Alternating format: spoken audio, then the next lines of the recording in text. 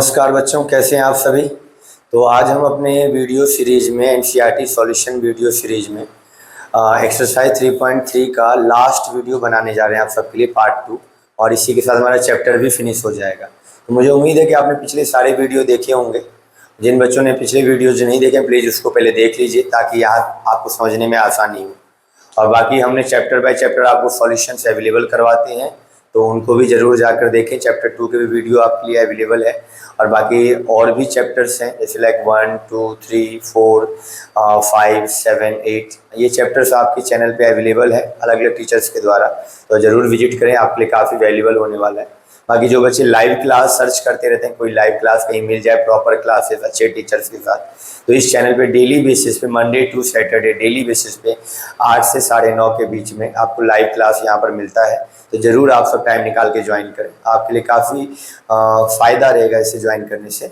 तो चलिए हम अब आगे अपनी क्लास को कंटिन्यू करते हैं। तो वीडियो में मेरे साथ बने रहें। हम इस वीडियो में क्या देखने वाले हैं बच्चों, इस वीडियो में हमारे पास 3.3 के क्वेश्चंस करने हैं हमें। 3.3 का हमने क्वेश्चन नंबर 1 हमने पिछले वीडियो में कवर कर लिया था। अब 3.3 का जो हमारा क्वेश्चन नंबर 2 है, जिसमें टोटल मिला के 5 पार्ट है, हम इसमें कवर करेंगे। क्वेश्चन थोड़ा लेंदी है, तो हम इसको लिखने की बजाय मैं आपको क्वेश्चन रीड करके समझाऊंगा। आपको स्क्रीन पे क्वेश्चन दिखेगा, हम एडिटिंग के दौरान क्वेश्चन आपको स्क्रीन पे दिखा देंगे। बाकी आप एनसीईआरटी में क्वेश्चन आप जब क्वेश्चन करने बैठे तो अपने बुक लेकर बैठे, तो आपको कोई दिक्कत ही नहीं फेस करना पड़ेगा। बाकी मैं समझा रहा हूँ, आप समझिए मेरे साथ अच्छे से, ठीक है। चलिए, तो क्वेश्चन नंबर 2 हमें कह रहा है, form the pair of linear equation in the following problem and find their solutions by elimination method. कह रहा है एलिमिनेशन मेथड लगा के सॉल्यूशन निकालना है।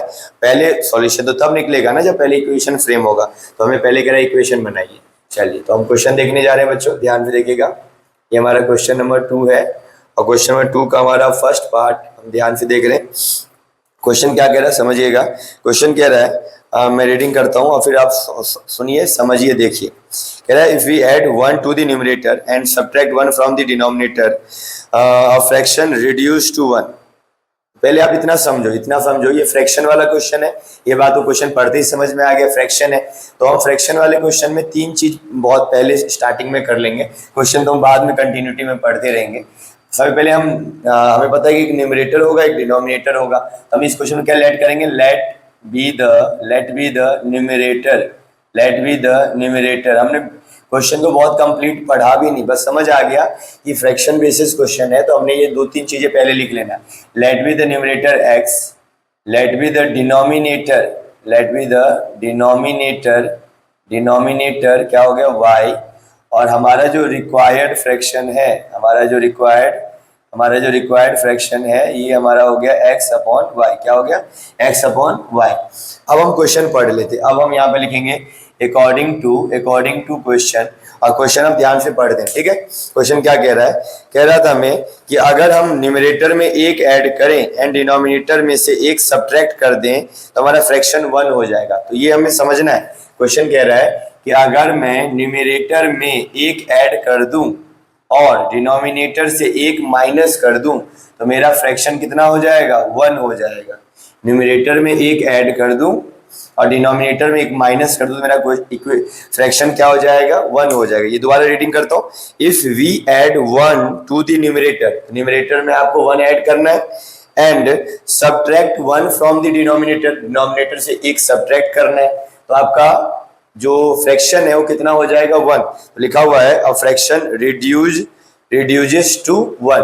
तो ये हमें समझना पड़ेगा। अब हम क्या करेंगे भैया, क्रॉस मल्टीप्लाई। नीचे डिनोमिनेटर कुछ भी नहीं तो 1 लगा दो। अब क्या करेंगे, क्रॉस मल्टीप्लाई, ठीक है, क्रॉस मल्टीप्लाई। तो 1 से जब आप इन दोनों को मल्टीप्लाई करो कितना आ जाएगा, x प्लस 1 सेम, और 1 से y माइनस 1 को मल्टीप्लाई करो तो y माइनस 1। क्लियर। तो x, ये जो आपका y है, इधर आएगा तो माइनस y, और ये माइनस 1 एज इट इज, और ये प्लस 1 जब उधर जाएगा तो माइनस 1। तो x minus y equal to -2। ये हो गया आपका इक्वेशन नंबर 1। मुझे उम्मीद है कोई दिक्कत तो नहीं होगी आपको, यहाँ पर कोई दिक्कत नहीं होगी। अब आगे चलते। क्वेश्चन क्या रहा था, इट बिकम 1/2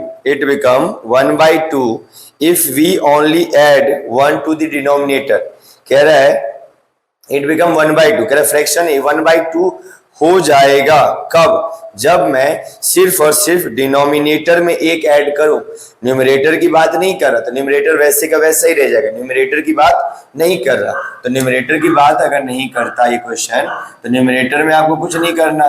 डिनोमिनेटर में कह रहा था एक ऐड करूंगा, कह रहा डिनोमिनेटर में एक ऐड करूंगा, न्यूमरेटर की बात नहीं हो रही। कह रहा डिनोमिनेटर में एक ऐड करूं तो हमारा फ्रैक्शन कितना हो जाएगा? 1/2। कितना हो जाएगा? 1/2।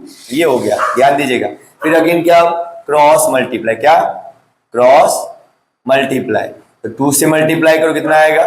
2x, और 1 से मल्टीप्लाई कितना आएगा? y+1। कितना आ जाएगा? y+1। ध्यान दीजिएगा मेरी बात पे बहुत तसल्ली से, चलिए समझिए। तो 2x = y+1 हो गया। अब क्या करेंगे? अब करेंगे क्या? 2x - y = 1। इक्वेशन नंबर 2 बन गया, सिंपली इक्वेशन। अब आप इस इक्वेशन को किसी भी मेथड से सॉल्व कर सकते हैं। अब आप इक्वेशन को किसी भी मेथड से सॉल्व कर सकते हैं, ठीक है। तो इस इक्वेशन को आपको एलिमिनेशन से बोला गया, तो आप एलिमिनेशन लगा देंगे। एलिमिनेशन तो आपको आता होगा, है ना। कितने सारे क्वेश्चन हमने इसी चैनल पे एलिमिनेशन मेथड से किया हुआ है, तो आप जरूर विजिट करिए, उन मेथड को सीखिए। देन यहाँ से आपको एलिमिनेशन मेथड लगाकर x और y की वैल्यू निकालना है, और जो आपका x y आएगा उसको आपको यहाँ पुट कर देना है, तो आपका फ्रैक्शन निकल के आ जाएगा x/y, और वो आपका फाइनल आंसर होगा, ठीक है।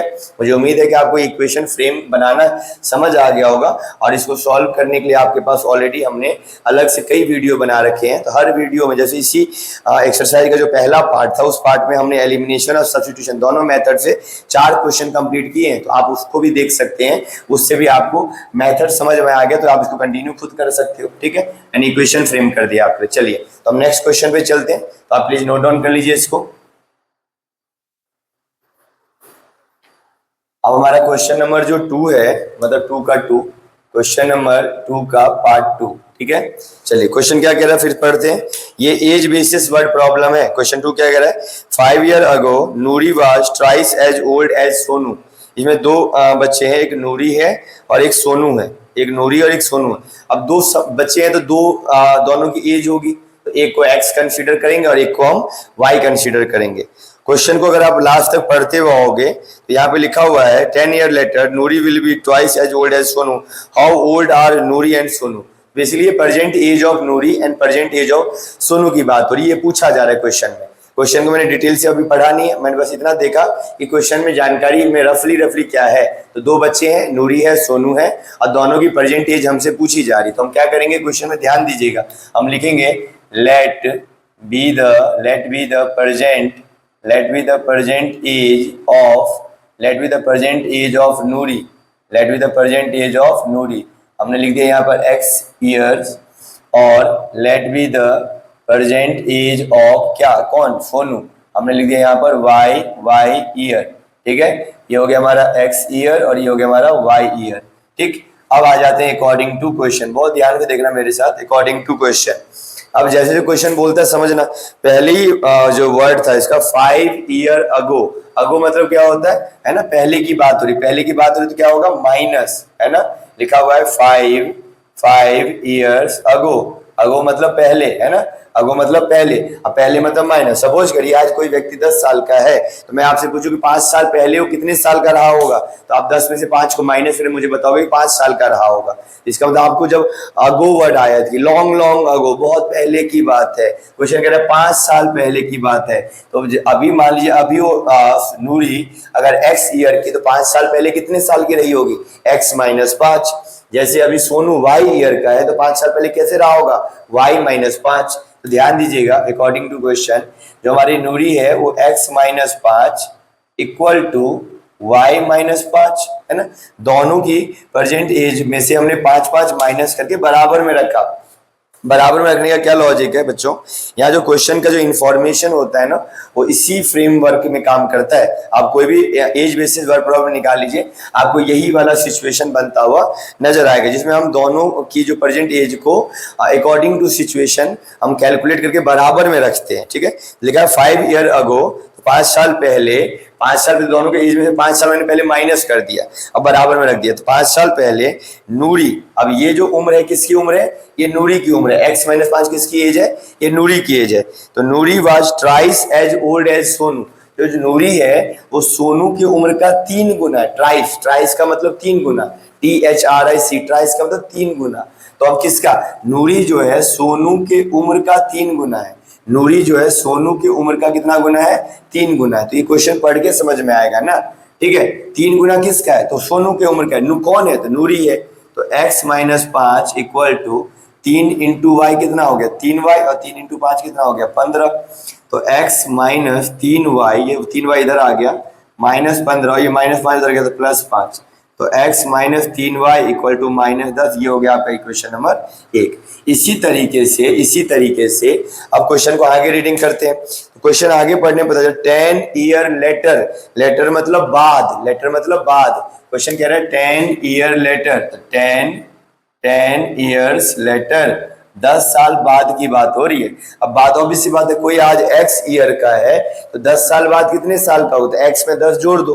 कोई आज 5 साल का, तो 10 साल बाद कितने साल का होगा, तो आप आज 5 साल के, तो 10 साल बाद में 10 ऐड होगा तो 15 साल का होगा। तो ऐसे ही 10 ईयर लेटर नूरी जो है अभी x साल की, तो 10 साल बाद कितना हो जाएगा, तो x + 10, है ना। यहाँ पहले की बात हो रही तो माइनस, यहाँ आगे की बात हो रही तो प्लस। ऐसे सोनू कितने साल का हो जाएगा, तो y + 10, है ना। नूरी हो जाएगी x + 10, सोनू हो जाएगा y + 10। अब क्वेश्चन में जानकारी क्या था, 10 year later Noori will be twice as old as Sonu. कह रहे हैं जो नूरी की एज है वो सोनू की एज का दुगुना हो जाएगा। नूरी का जो एज है सोनू की एज का 2 गुना हो जाएगा। यहाँ पे 3 गुना होने की बात हो रही थी, यहाँ 2 गुना, यहाँ वर्ड यूज किया ट्वाइस, यहाँ पे वर्ड यूज किया था ट्राइस। तो यहाँ पर 2 गुना होने की बात हो रही है। किसकी उम्र, सोनू की उम्र का 2 गुना कौन होगा, नूरी होगी। तो x + 10 इक्वल टू 2 गुने y, 2y और 10 गुने 2 20। तो x - 2y इक्वल टू 20 - 10, तो x - 2y इक्वल टू 10। ये रहा आपका इक्वेशन नंबर 2। बच्चों अब इन दोनों इक्वेशन को अगेन आप एलिमिनेशन मेथड से सॉल्व करेंगे। क्वेश्चन ने बोला हुआ है एलिमिनेशन से ही करना है, अब एलिमिनेशन से ही करेंगे और आपको x और y की जो वैल्यू निकल के आएगी, x की वैल्यू आपकी किसकी परसेंटेज होगी, नूरी की, और y की जो वैल्यू किसकी परसेंटेज होगी, सोनू की। तो प्लीज आप इस क्वेश्चन को कंप्लीट करेंगे और जरूर कमेंट करके बताएंगे नूरी और सोनू की परसेंटेज क्या है, ठीक है। तो मुझे उम्मीद है कि आपको इक्वेशन समझ में आया कैसे बनाया गया है, और ये वर्ड प्रॉब्लम की प्रैक्टिस बहुत करनी है आप सभी को, ठीक है। नेक्स्ट क्वेश्चन में चलें, क्वेश्चन नंबर 3 पे चलेंगे। अब क्वेश्चन नंबर 3 प्लीज इसको नोट डाउन करें। अब हम बात करें क्वेश्चन नंबर 3 का, देखिए ध्यान से। हमारा जो क्वेश्चन नंबर 3 है बच्चों, क्वेश्चन नंबर 3, अब क्वेश्चन नंबर 3 क्या कह रहा है, एक बार देखिए ध्यान से। मैंने एक नजर डाला, मुझे समझ आ गई, ये 2 digit number basis word problem, 2 digit number basis word problem. और इसमें मैंने अपने पिछले 2-4 वीडियो में हमने इस तरह के क्वेश्चन का जिक्र किया है, 2 अंकों की संख्या वाले क्वेश्चनों का हमने जिक्र किया हुआ है। तो इसमें हम कहते हैं कि 4 जो चीजें हैं, 4 लाइन हम इसमें फिक्स रखते हैं। जैसे 2 अंकों का सवाल मिलेगा मैं 4 लाइन उसमें लिख दूंगा। कौन से 4 लाइन है, आप सभी इसे ही प्रोसेस फॉलो करिए। हम लिखेंगे let B the unit digit, let B the unit digit, यहाँ पर हमने x मान लिया, और let B the tens digit को मैंने यहाँ पर क्या मान लिया, y मान लिया। सवाल सुनिए ध्यान से, हम बात करें 2 अंकों की संख्या का। सपोज करिए ये अब क्या है, 2 अंकों की संख्या, आपको इतना तो पता है 2 अंकों की संख्या 10 से स्टार्ट होता है, 99 पे खत्म होता है। मैंने एग्जांपल के 34 पकड़ लिया। अब जब 2 अंकों की संख्या की बात करेंगे तो आपको पता ही है, जो ये 34 में जो 4 है, 34 तो नंबर हो गया आपका, 34 तो नंबर हो गया, आप इसको नंबर बोलिए, या इस वर्ड प्रॉब्लम के अकॉर्डिंग इसको हम ओरिजिनल नंबर भी बोलते हैं। क्या बोलते हैं, ओरिजिनल नंबर भी बोलते हैं, नंबर या ओरिजिनल नंबर। अब यहाँ पे 34 में 4 क्या हो गया, 4 कौन सी प्लेस पे है, यूनिट प्लेस पे है, तो यूनिट डिजिट हो गया। यूनिट प्लेस पे तो क्या हो गया, यूनिट डिजिट। 4 यूनिट प्लेस पे है तो क्या हो गया, यूनिट डिजिट। और यूनिट डिजिट बोलो या इसको वंस डिजिट बोलो, क्या बोलो, वंस डिजिट बोलो, यूनिट डिजिट बोलो या क्या बोलो, वंस डिजिट। और जो दाएं स्थान पर है, इकाई स्थान वाले को वंस या यूनिट बोलते हैं, और जो टेंस प्लेस पे दाएं स्थान पे टेंस डिजिट बोलते हैं, वो क्या बोलते हैं, टेंस डिजिट है जी। जो दहाई स्थान पे वो टेंस डिजिट और जो इकाई स्थान पे वंस डिजिट या यूनिट डिजिट। ठीक है, ये बात तो समझ में आई। तो भैया इसका मतलब 2 अंकों वाली संख्या वाला सवाल आएगा तो इसमें 2 डिजिट होंगे, एक यूनिट प्लेस वाली और एक 10 प्लेस वाली। तो हमने यूनिट प्लेस को x मान लेना, 10 प्लेस को y मान लेना, आप उल्टा भी मान सकते हो। अब जैसे हमने 2 ये डिजिट मान लिया तो अब नंबर की भी बात होगी। तो जैसे हमने लिखा ना ओरिजिनल नंबर, तो यहाँ पे 2 प्रकार के नंबर होते हैं, एक तो ओरिजिनल नंबर होता है और एक नंबर होता है आपका इंटर डिजिट को इंटरचेंज करने के बाद जो हमें नंबर मिलता है उसको मैं रिवर्स नंबर या इंटरचेंज नंबर बोल देता हूँ। वहां पे डिजिट को मैं इंटरचेंज कर देता हूँ, एक नया नंबर मिलता है। तो पहले तो ये बताओ कि यहाँ तो नंबर दिख रहा है 34, यहाँ तो दिख रहा है। अब यहाँ तो वेरिएबल टर्म में होगा नंबर कैसे पता लगा है, तो वो भी इसकी भी जानकारी आपको यहीं से मिलेगा। याद करो आपने बहुत छोटी क्लासों में एक्सपेंशन देखा होगा, नंबरों का एक्सपेंशन मतलब एक्सपेंड करके लिखो, एक्सपेंड करके। तो 34 को कैसे एक्सपेंड किया जाता था, जो भैया टेंस प्लेस पर है, जैसे यहाँ 3 टेंस प्लेस पर है, जो टेंस प्लेस को 10 से मल्टीप्लाई करते थे, प्लस जो वंस प्लेस पे उसको हम किससे मल्टीप्लाई करते थे, 1 से।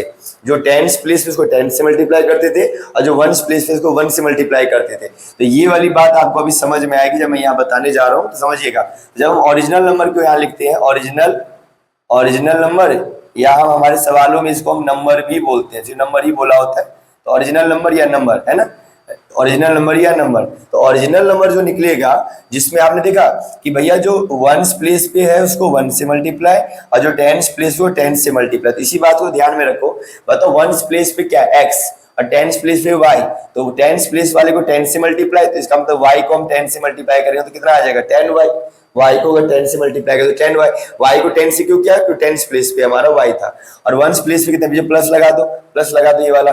और वंस प्लेस पे हमारा x है तो x को 1 से किया तो 1 लगाने की जरूरत नहीं है। तो ये हो गया हमारा ओरिजिनल नंबर। अब जो रिवर्स नंबर या हम इंटरचेंज नंबर की बात करते हैं, हम रिवर्स या इंटरचेंज, रिवर्स या इंटरचेंज नंबर, इसका मतलब ये कहने का मतलब है यहाँ पे डिजिट ने जगह बदल दी है। जो वंस पे वो टेंस पे चला गया और जो टेंस पे वंस पे चला गया, तो इसको हम इंटरचेंज नंबर या रिवर्स डिजिट नंबर बोल रहे हैं। तो इसमें हम क्या करते हैं 10x प्लस में y है ना, इसको रिप्लेस कर दिया, x y की जगह पे x और x की जगह पे y कर दिया हमने। तो आपको ये 4 लाइन समझनी है और ये बेसिक बात मैंने बताया आपको। तो ये 4 लाइन आपको लिखना है। जब भी 2 अंकों का, देख लीजिए एक बार प्लीज, जब भी आपको 2 अंकों का सवाल करना होगा, जब भी आपको 2 अंकों का संख्या वाला सवाल करना होगा, तो ये 4 लाइन प्लीज आप उसको हूबहू सेम लिखेंगे। अब सवाल पढ़ लें। अब हम अकॉर्डिंग टू क्वेश्चन चलने वाले, क्या चलने वाले, अकॉर्डिंग टू क्वेश्चन। अब क्वेश्चन क्या कह रहा है समझना है बस। क्वेश्चन कह रहा है the sum of the digit of a 2 digit number is 9। कितनी सिंपल बात कह रहा है कि 2 अंकों की संख्या का सम 9 है, मतलब दोनों डिजिट का सम 9 है। रिपीट, दोनों डिजिट का सम 9 है।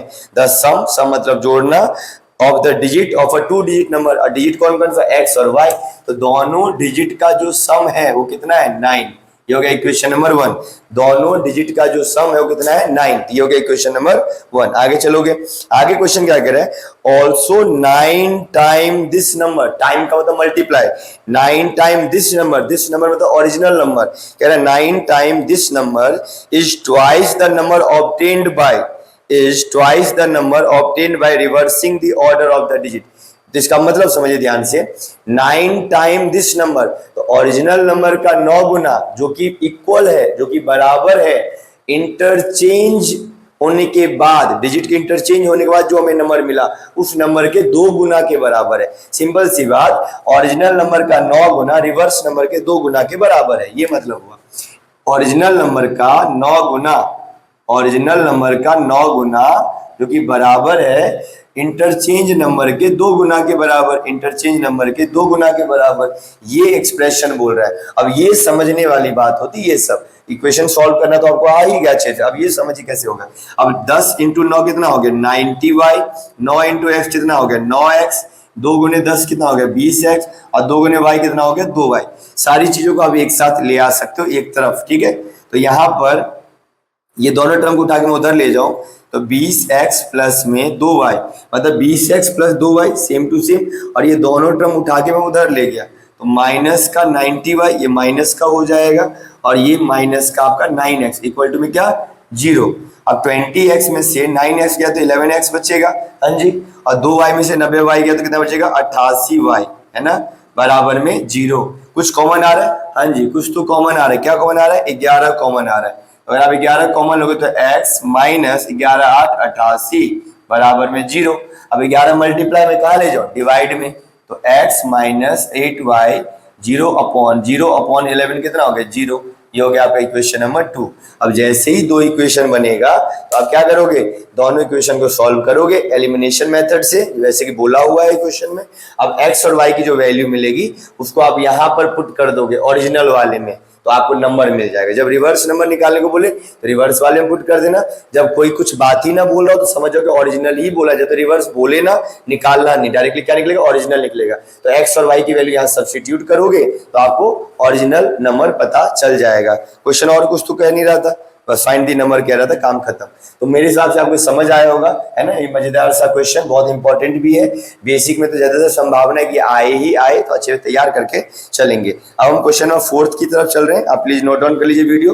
हम 4 की तरफ चल रहे हैं और धीरे धीरे हम चैप्टर को खत्म करने वाले हैं, चैप्टर भी और एक्सरसाइज भी, ठीक है।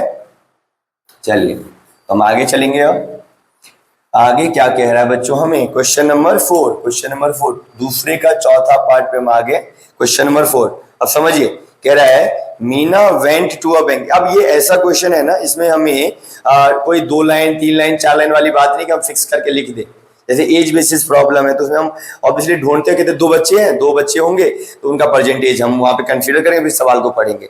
नंबर वाला 2 डिजिट नंबर प्रॉब्लम होगा तो 4 लाइन पहले लिख देंगे, फ्रैक्शन वाला होगा तो 3 लाइन पहले लिख देंगे। ये फिक्स कर रखा है हमने, और उसके बाद हम क्वेश्चन पढ़ने लगते हैं। अब ये वाला जो क्वेश्चन है कि Meena went to a bank to withdraw, तो ये सिचुएशन हमारे लिए अलग है, तो हम पढ़ के समझेंगे। पहले Meena went to a bank to withdraw 2000, Meena bank गई और 2000 उसको निकालना था। तो याद रखिए कितना निकालना था, 2000 रुपए निकालने के लिए बैंक गई है वो, ठीक है। She asked to cashier to give her 50 and 100 rupees note. कह रहे 2 डिनोमिनेशन में नोट चाहिए, 50 रुपए का भी नोट चाहिए और 100 रुपए का भी नोट चाहिए। ध्यान रखिएगा 2000 जो रुपए वो निकालने वाली हो 50 रुपए के नोट में और 100 रुपए के नोट में निकालने वाली, 2000 रुपए जो निकालने वाली हो 50 रुपए के नोट में और 100 रुपए के नोट में वो निकालने वाली, ठीक है।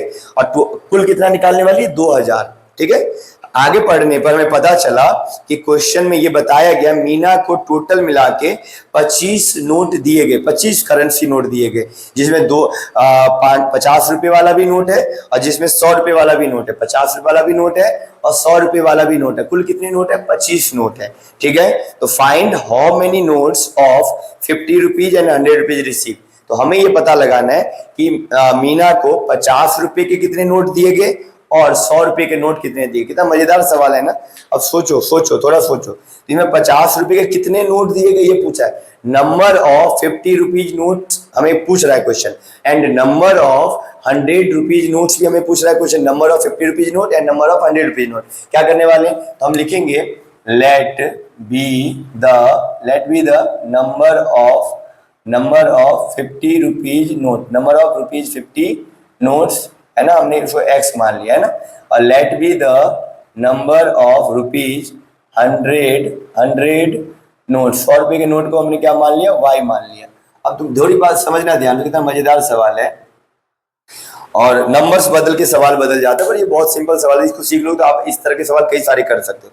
अब आप याद करो, हमने 50 रुपए वाले नोटों की संख्या x मान ली और 100 रुपए वाले नोटों की संख्या y मान ली। हमें ये क्वेश्चन में क्लियरली बताया गया कि कुल कितने नोट मिले मीना को या मीनू को, कुल कितने नोट मिले, 25 नोट मिले। तो हमने अकॉर्डिंग टू क्वेश्चन में 50 रुपए के x नोट है और 100 रुपए के y नोट है, दोनों नोट मिलाकर कुल कितने नोट मिले, 50 रुपए के x नोट है और 100 रुपए के y नोट है, दोनों नोट को मिला कितने कुल नोट मिले, 25 नोट। तो ये हो गया इसका पहला इक्वेशन, कोई प्रॉब्लम नहीं। अब सवाल आया कि कैशियर से मीनू ने जो डिमांड करा था वो 2000 रुपए का करा था। मीनू नाम है ना, अमीना नाम है। कैशियर से 2000 की डिमांड करी थी और वो भी 50 रुपए के डिनोमिनेशन में, 100 रुपए के डिनोमिनेशन में, है ना। 50 का करेंसी नोट और 100 का करेंसी नोट। अब हमें पता है कि 50 के करेंसी नोट उसने x निकाले, तो हम क्या करने वाले भाई, 50 को x से मल्टीप्लाई कर दो तो हमारे पास जो रिजल्ट मिलेगा वो 50x मिलेगा।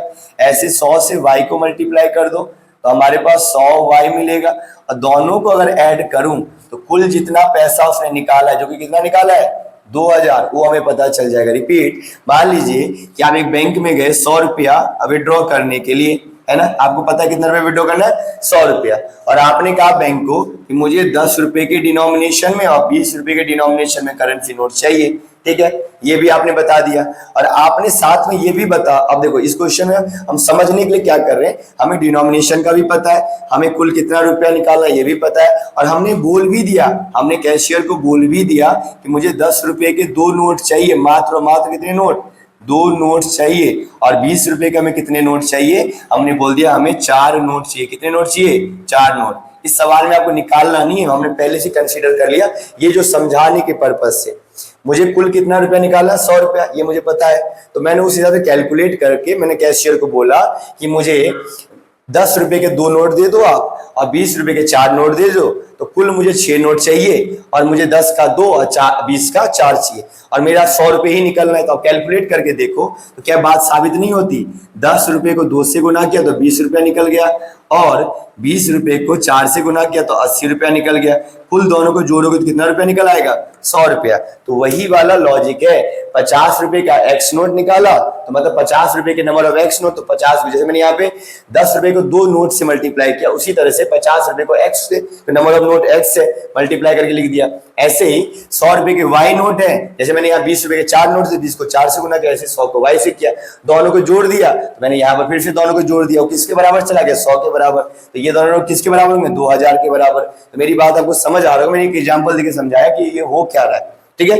तो बहुत सिंपल है ना, बहुत सिंपल है ना, ठीक है, कोई दिक्कत नहीं होनी चाहिए, कमेंट करके बताइए कोई प्रॉब्लम हो तो। अब देखिए, अब समझिएगा ध्यान से, तो ये इक्वेशन को हम यहाँ लिख देंगे 50x plus 100y equal to 2000, है ना। अब इसको अभी इक्वेशन में 2 मत दो, थोड़ा रिड्यूस कर दो, कुछ कॉमन आ रहा है तो कॉमन ले लो। 50 कॉमन आ रहा है तो x प्लस 50 कॉमन लेना, कॉमन तो डिवाइड करना, 50 को 50 से डिवाइड किया तो x से बचेगा ना, कट के 1 आ जाएगा, 1 इंटू x। 50 से डिवाइड करो 100 को तो 2 बचेगा, 50 की टेबल में 100 2 बार में आता है, साथ में y बचेगा, इक्वल टू कितना आया, 2000। अब x plus 2y equal to 2000 divide by 50, 50 0 से 0 कट गया, 5 चौके 20, 40 आ गया, तो x प्लस 2y बराबर 40। Equation number 1, sorry equation number आपका क्या हो जाएगा, 2, क्या हो जाएगा इक्वेशन नंबर 2। तो ये हो गया आपका इक्वेशन 1 और ये हो गया आपका इक्वेशन नंबर 2। अब आप जब इन दोनों इक्वेशन को सॉल्व करोगे, इन दोनों इक्वेशन को जब आप सॉल्व करोगे तो आपको क्या मिल जाएगा, x और y की वैल्यू। तो x वैल्यू मिला तो मतलब 50 रुपए कितने नोट निकाले ये पता चल जाएगा, और y वैल्यू मिला तो आपको 100 रुपए कितने नोट निकाले ये पता चल जाएगा। यही आपका फाइनल आंसर होगा, ठीक है। तो मुझे उम्मीद है आपको ये क्वेश्चन समझ में आया होगा बहुत अच्छे से। तो आप प्लीज इसको नोट डाउन करें और एलिमिनेशन मेथड लगा के x और y की वैल्यू निकालिए, वही आपका फाइनल आंसर होगा, ठीक है। तो हम नेक्स्ट और लास्ट क्वेश्चन की तरफ चलने जा रहे हैं, और ये हमारे इस चैप्टर का लास्ट क्वेश्चन होगा, तो और एक्सरसाइज का भी लास्ट क्वेश्चन है, ठीक है। चलिए नोट डाउन कर लीजिए बच्चों। चलिए तो हम आगे अब कौन से क्वेश्चन पे, अब आगे हम क्वेश्चन नंबर 5 पर, है ना, पार्ट 5। तो पार्ट 5 हमारे क्या कह रहा है, पार्ट 5 ध्यान से देखिएगा, पार्ट 5 को बहुत तसल्ली से देखना। क्वेश्चन कह रहा है, अब ये भी ट्रेडिशनल क्वेश्चन तो नहीं है किसी फॉर्मेट वाइज, ये है a lending library has a fix charge.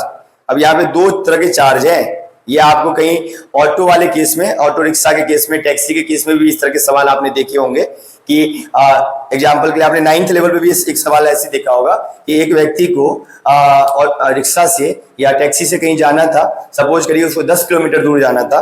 तो उस केस में जब वो टैक्सी वाले के पास आया तो टैक्सी वाले को कहा कि मेरे को 10 किलोमीटर जाना है। टैक्सी वाले ने कहा कि भैया तुम जब बैठोगे तो एक फिक्स चार्ज लिया जाएगा तुमसे, एक फिक्स चार्ज होगा जो कि मीटर चार्ज समझ लो, और वो आपसे चार्ज किया ही जाएगा, ठीक है, और एक होगा पर किलोमीटर चार्ज। इस सवाल में भी लाइब्रेरी में जो किताब लेने आते हैं बच्चे घर पे पढ़ने के लिए, तो लाइब्रेरी कहता है कि एक फिक्स चार्ज होगा जो कि फिक्स रहेगा, जो कि देना ही देना होगा, और एक पर डे चार्ज होगा जो भी लिया जाएगा। पर इस क्वेश्चन थोड़ा अलग कर दिया, अगर आप ध्यान से पढ़ोगे तो इस क्वेश्चन में ये कहा गया कि जो मैं फिक्स चार्ज लूंगा ना, वो मैं पहले 3 दिन के लिए फिक्स कर दिया हूं कि आप जब बुक ले जाओगे तो आप 1 दिन रखो या 2 दिन रखो या 3 दिन रखो, एक सम ऑफ अमाउंट आपसे लिया जाएगा। ये इसलिए ताकि आप ले जाओ वापस मत करो, ले जाओ तो कम 3 दिन रख के उसको पढ़ो, है ना, 3 दिन रखकर उसको पढ़ो। इसीलिए इस क्वेश्चन को भी आप रिलेट करना, रियल में भी, सच में भी ऐसे लोग होते होंगे कि ले गए, समझ नहीं आया तो किताब वापस कर दिया।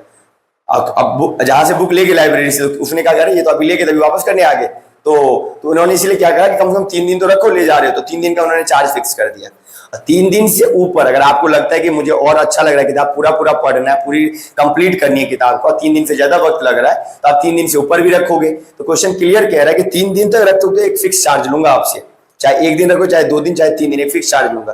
पर अगर 3 दिन से ज्यादा रखते हो तो पर डे चार्ज भी लिया जाए। तो इस क्वेश्चन में 2 तरह के चार्ज हो गए, एक फिक्स चार्ज फॉर 3 डेज जिसको सपोज करो मैंने x मान लिया, और एक पर डे चार्ज सपोज करो जिसको मैंने क्या मान लिया, y मान लिया। क्या मान लिया? y मान लिया। समझ आ रही बात? तो पर डे चार्ज को हमने यहाँ पर y मान लिया और फिक्स चार्ज को हमने यहाँ पर x मान लिया। अब इतना समझ के पहले लिख लो, है ना।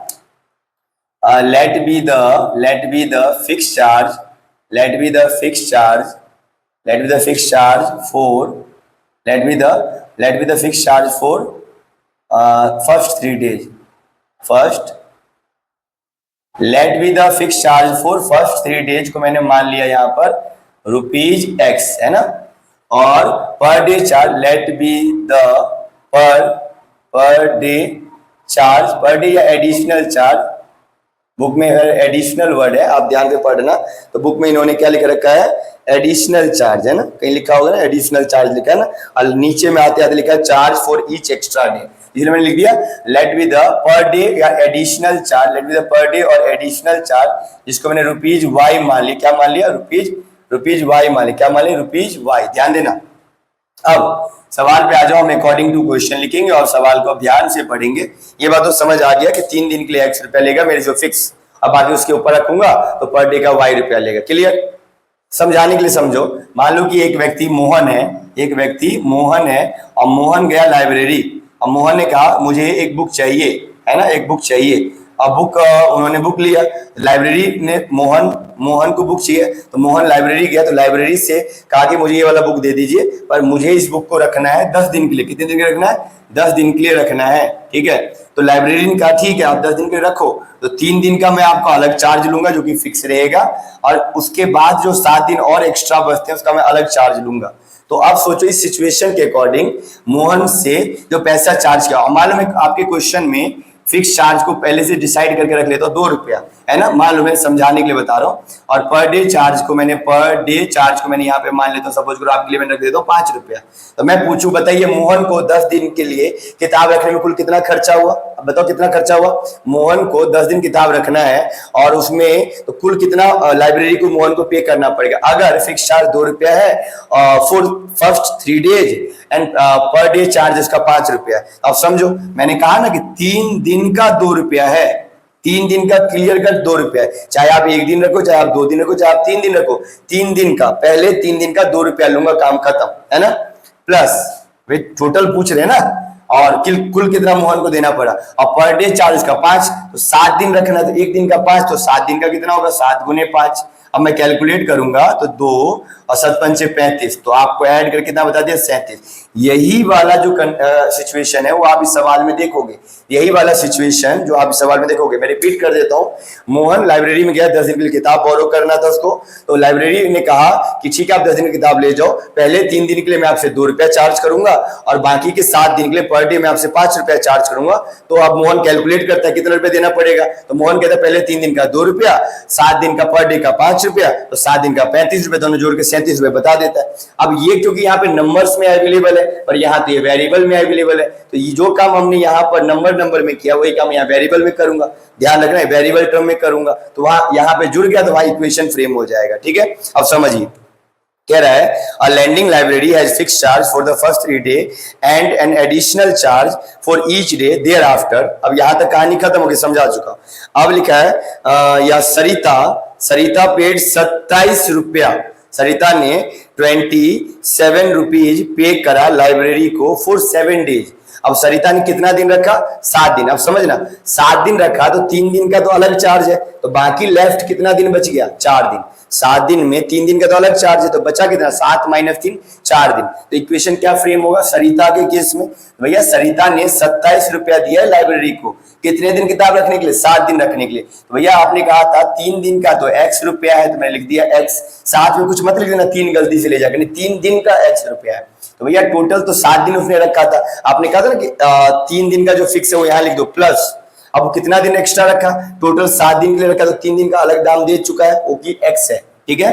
अब उसने 4 दिन एक्स्ट्रा रखा, 7 दिन रखा तो 3 दिन अलग कर दो तो 4 दिन बचा, तो 7 - 3 4 दिन बचा, तो 4 दिन का जो चार्ज होगा 4 गुने वाई, जैसे यहाँ आपने 7 गुने 5 किया था, 5 उसका पर डे चार्ज था, यहाँ पर डे चार्ज वाई है, मैंने वाई से गुना करूंगा, कितना दिन एक्स्ट्रा रखा 4, तो 4 वाई, कुल कितना खर्चा किया 27, तो ये हो गया आपका इक्वेशन नंबर 1। कितना सिंपल है ना।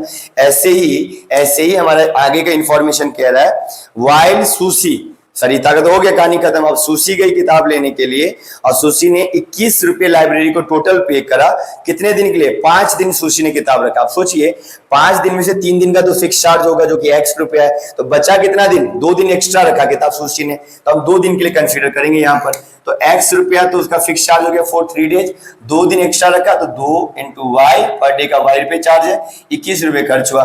भैया ये आपका सिंपल सा इक्वेशन बन गया, क्वेश्चन समझाने के लिए मैंने समझा भी दिया। अब आप इसको एलिमिनेशन मेथड से सॉल्व करो, x और y की वैल्यू निकाल लो, और जो आपका x निकल के आएगा वो फिक्स चार्ज निकल के आएगा पहले 3 दिनों का, और जो आपका y निकल के आएगा वो एडिशनल चार्ज निकल के आएगा। क्वेश्चन यही पूछ रहा था, है ना, क्वेश्चन यही पूछ रहा था, लिखा था ना, find the fix charge and the charge for each extra day, तो ये हमें बताना है। तो कितना मजेदार सवाल था, कितना मजेदार सवाल था। तो मुझे उम्मीद है कि आपको सारे क्वेश्चन समझ में आए होंगे और इन सभी क्वेश्चन को आप अधूरा नहीं छोड़ोगे, आप खुद से सभी क्वेश्चन को एलिमिनेशन मेथड से कंप्लीट करोगे। नहीं आता तो आप प्रीवियस सारे वीडियो देखो, उन वीडियो में आपको एलिमिनेशन मेथड समझाया गया अच्छे से, तो उसको सीखो वहां पे, फिर इसमें अप्लाई करो और इन सभी क्वेश्चन का प्रॉपर आंसर निकाल के कमेंट जरूर करना, ताकि मुझे पता रहे कि बच्चे इस क्वेश्चन को कर भी रहे हैं या बस आधा अधूरा देखकर छोड़ दिया है। ठीक है, तो इसी के साथ हमारा ये एक्सरसाइज फिनिश होता है और हमारा चैप्टर भी फिनिश हो जाता है। तो एनसीईआरटी सॉल्यूशन सीरीज में इस चैप्टर का ये आखिरी वीडियो था और इसी के साथ हमने चैप्टर फिनिश कर दिया। तो 2 चैप्टर कंप्लीट सॉल्यूशन आपके पास अवेलेबल हो चुका है। हम सिस्टमेटिक तरीके से धीरे धीरे करके हर चैप्टर का एनसीईआरटी सॉल्यूशन आपको उपलब्ध करवाएंगे डिटेल में। अब बाकी हमारी वैसी क्लासेस तो चली रही हैं चैप्टर बाय चैप्टर, जिसमें हम पहले चैप्टर को अपने अकॉर्डिंग ओवरव्यू करते हैं, जिसके लिए हम 4-5 वीडियो बनाते हैं, फिर हम एनसीईआरटी सॉल्यूशंस को करवाना शुरू करते हैं। लाइव क्लासेस में हमारी चैप्टर बाय चैप्टर चली रही है, तो आपके लिए काफी बेनिफिट है, हम अलग अलग तरीकों से करवा रहे हैं। बाकी एग्जाम टाइम में हम 1 शॉट भी करवाएंगे आप सभी को, हर चैप्टर के हम 1 शॉट तैयार करवाएंगे। हम एग्जाम में भी आपके साथ बने रहेंगे, तो हमारे साथ जुड़े, चैनल को सब्सक्राइब करें, बेल आइकन को प्रेस कर दें, ताकि आपको सारी नोटिफिकेशन मिलती रहे और आपको बेनिफिट भी मिले हमारे साथ जुड़ने का। अब यहाँ रैंडमली अगर आप सब्सक्राइब नहीं करेंगे तो आपको पता भी नहीं चलेगा। तो मुझे उम्मीद है कि आप अच्छे अच्छे कंटेंट को देखने के लिए हमारे चैनल जरूर सब्सक्राइब करेंगे। तो इसके लिए बहुत बहुत आपका धन्यवाद। नमस्कार।